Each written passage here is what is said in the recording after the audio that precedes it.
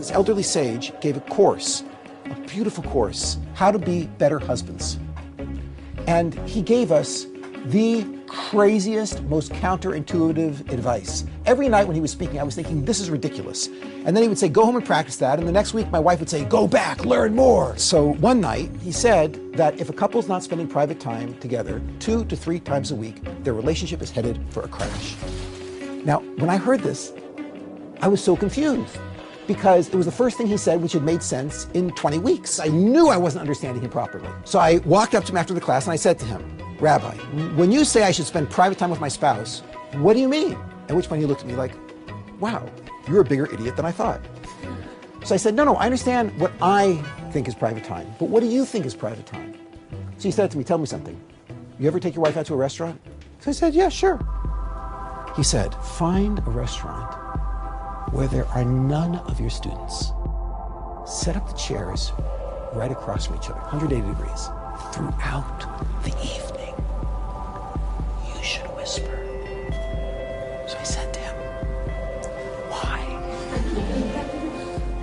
So he said to me, don't you feel how small the room becomes when you whisper? So I tried this. Don't do this unless you're married, yes? Extremely effective. Now,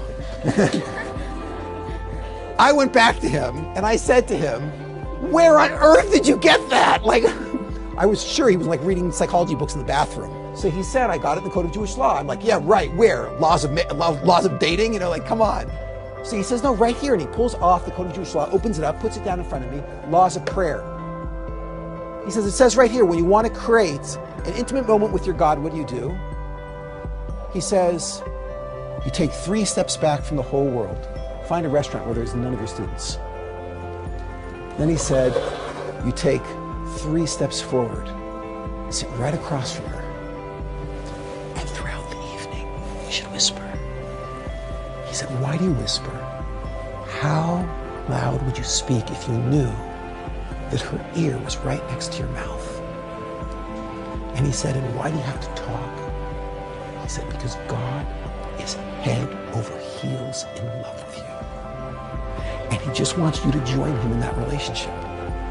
And the hottest organ of intimacy in the entire human body is right here. The more that you open up and the more that you speak, the more that you fall in love.